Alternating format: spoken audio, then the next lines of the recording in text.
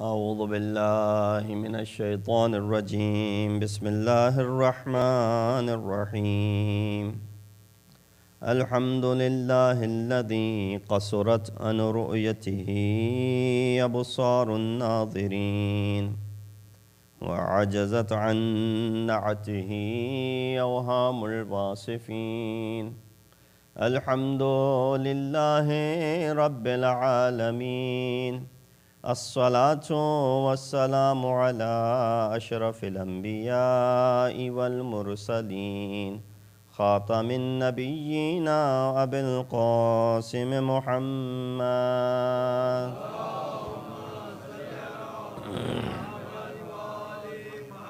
وأهل بيته الطيبين الطاهرين المعصومين الذين أذهب الله عنهم الرجس وطهرهم تطهيرا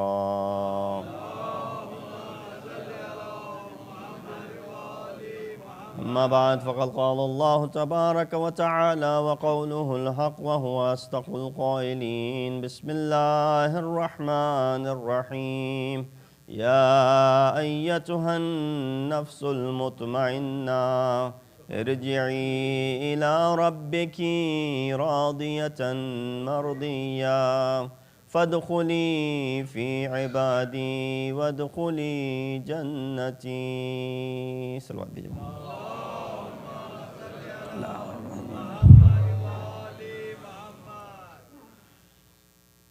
The verses that I recited are from Surah Fajr, the last 4 ayat from number 27 to 30.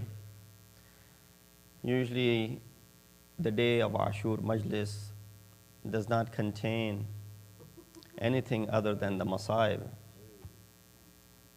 And therefore, I chose this ayah because Mufassirin believe that this ayah is the manifestation of the act of Imam Hussein and reflects on Sayyid al-Shuhada. Because from the beginning of the chapter, when it says wal fajr, Imam's musibat begins from the time of Fajr. Wal fajr wa layalin ashr. The 10 nights that are referred to are referring to the 10 nights of 1st Muharram, Ashura Muharram. And therefore, on the day of Ashura as well, Imam heard this ayat when he heard, Ya ayyatuhan nafsul mutmainna.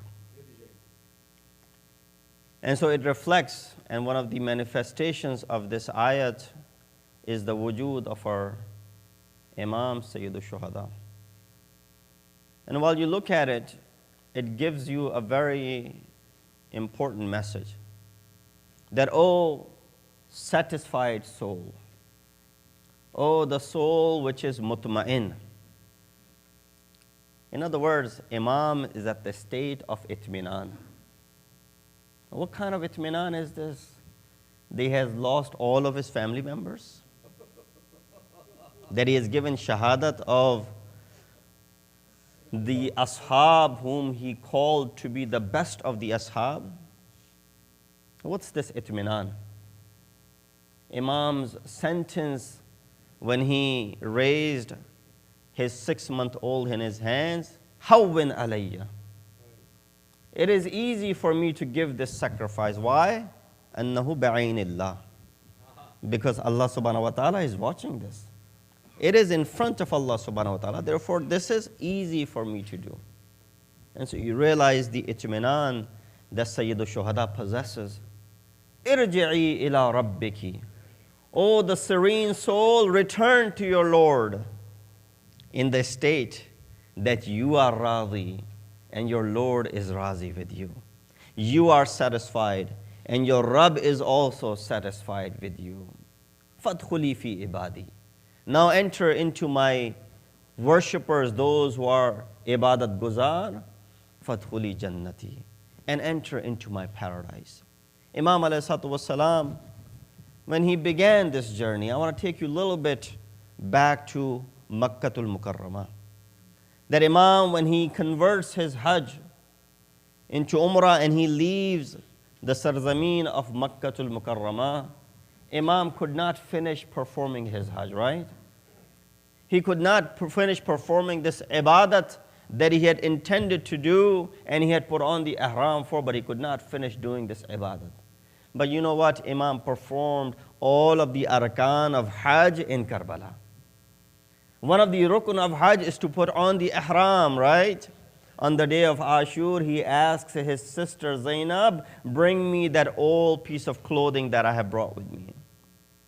That clothing is in replacement to this ihram that I was not able to wear.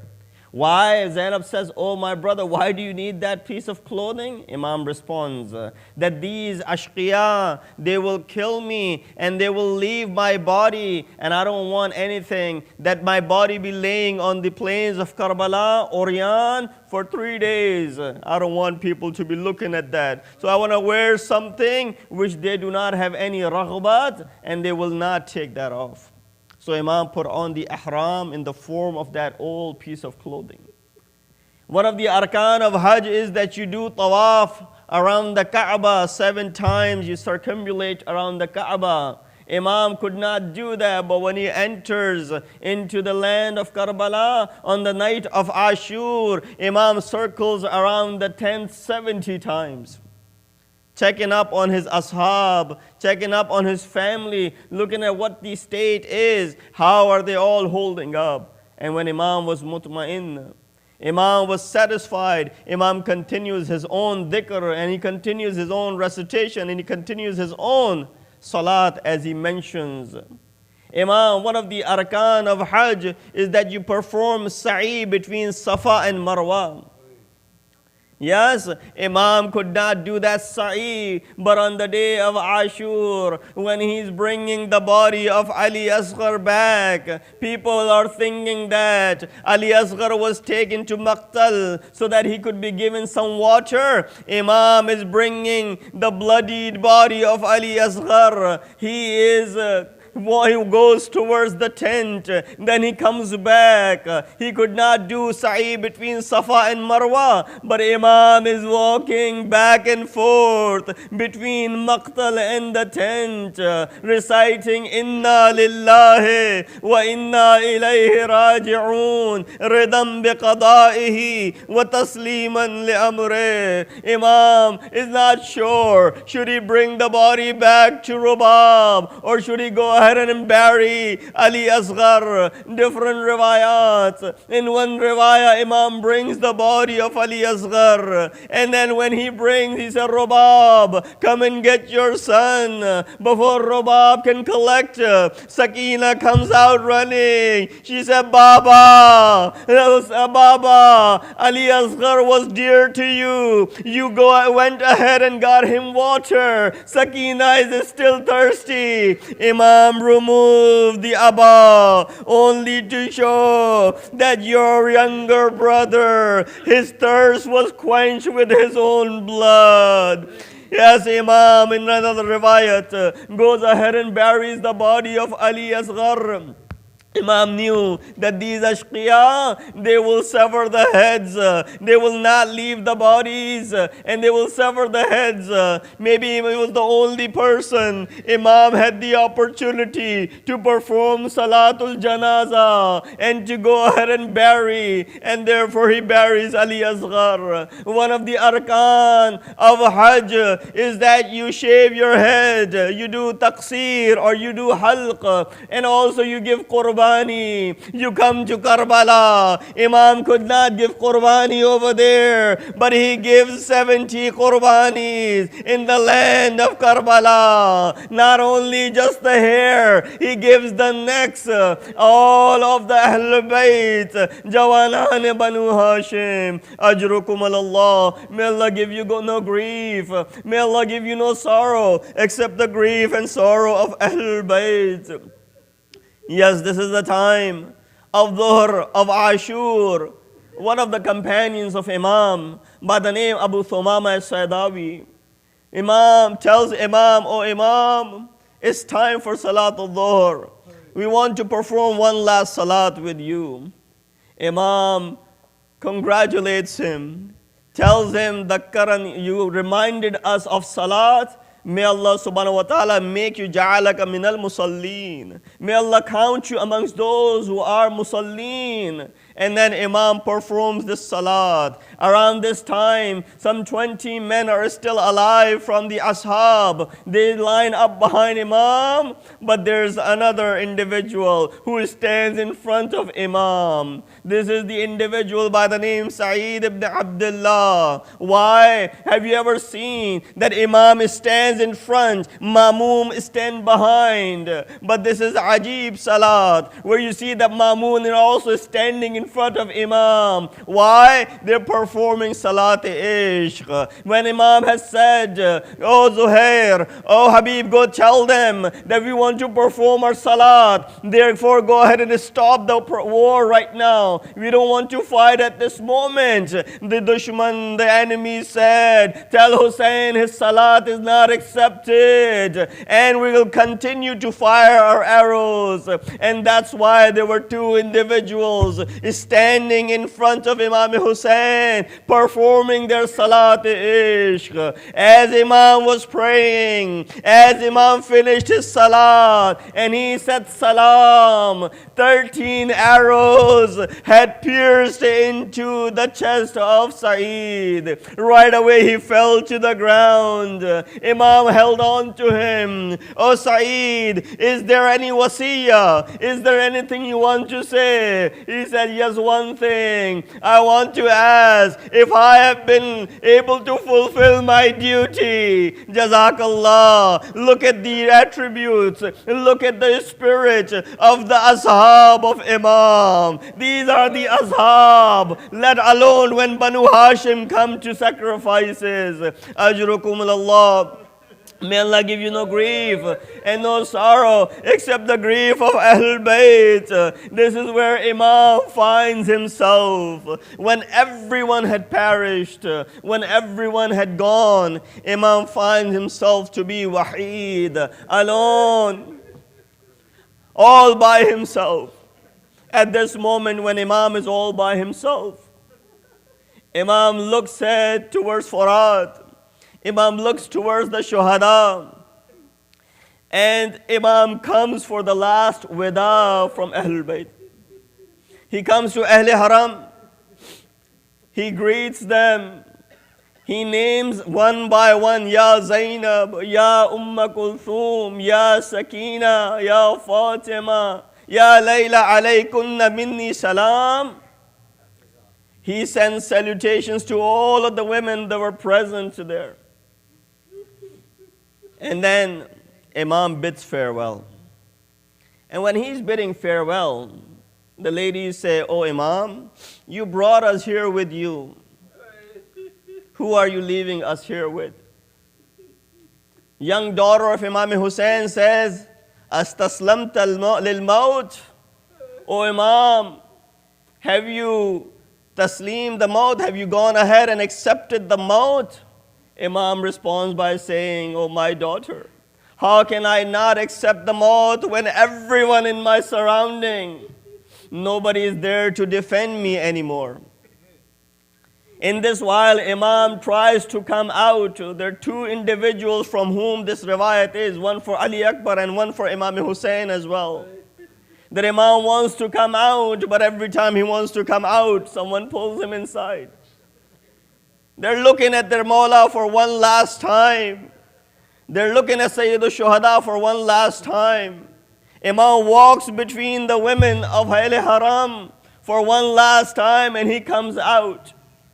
When he comes out, he looks at his horse. The horse who's been loyal to him all these years. Imam speaks to him, this is one last time that I am going to be riding you. And when he says that, Imam looks around, because there's never been a case where there wasn't anyone to go ahead and help Imam mount onto the horse. There was always Abbas to bring the horse to Imam.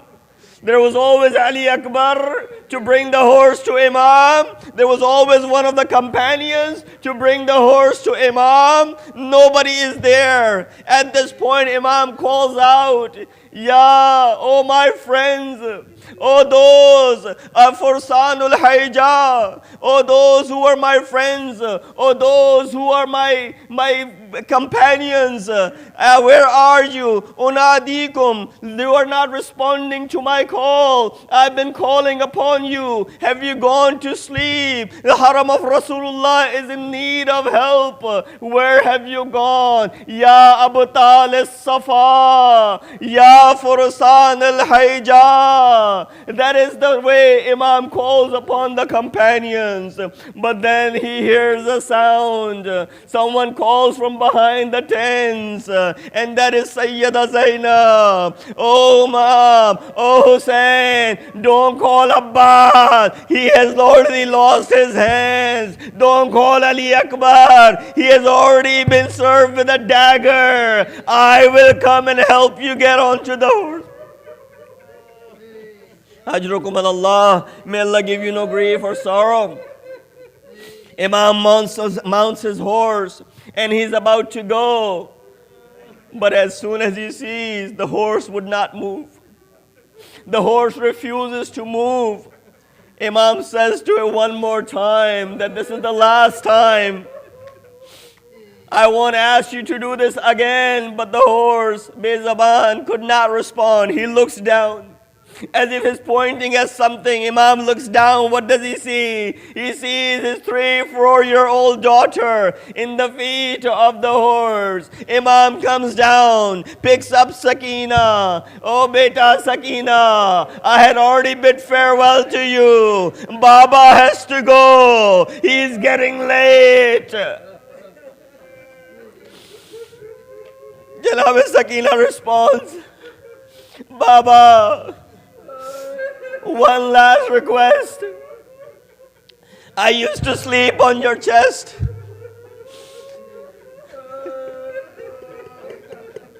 I used to sleep on your chest. Can I sleep on your chest one more time? Imam fulfills the need.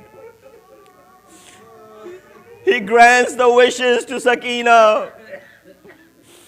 And then when they wake up, Imam says, Oh Sakina, the rule has changed from today. You know that Ali Asghar used to sleep with the mother, and you used to sleep with me.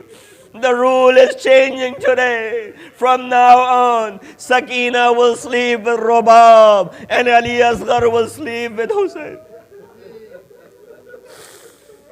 Imam makes his way towards the Maqtal. He comes and he speaks to the Qawm Ashqiya. He reminds them of who are they standing in front of. He reminds them that I am the son of the daughter of Rasulullah. If any one of you don't know who I am, I'm the son of the daughter of Rasulullah. If you are in doubt who I am and who you're standing in front of, when they don't respond, Imam said, what have I done to you? Have I changed the sunnah of Rasulullah? Have I changed the shariat of Allah? Why is it that you are standing and fighting me? You know the response they gave? بُغْضًا لِعَبِيكَ. The reason we're fighting you is because of the grudge we had for your father, Ali ibn Abi Talib. How he killed our forefathers in battle of Badr and Hunain. That is the reason we are fighting you today. Ajrukum Allah, when Imam realized that this qawm will not have any effect of his words, then Imam says there are 3 conditions. First condition Imam gave, that let me return back to Medina. Number 2, give me some water. You think Imam really needs water at this moment? When he could not provide water to Ali Asghar, when he could not provide water to Ali Akbar, who came back and asked, you think Imam really needs water? No, Imam is still showing his karamat, and he's still showing that he's Sahib Karamat and this Kareem that he is, that is still giving the opportunity to the enemy. Maybe they will have an opportunity to return and to be able to do tawbah, but they did not accept. Imam said, then the last condition is that you fight me one-on-one. They agree to this condition, and the battle begins. Imam, whoever comes in front of him, he kills him and he sends him to Jahannam. There are more than 1,000 that are mentioned in the books of Ahadith that Imam ﷺ single-handedly killed.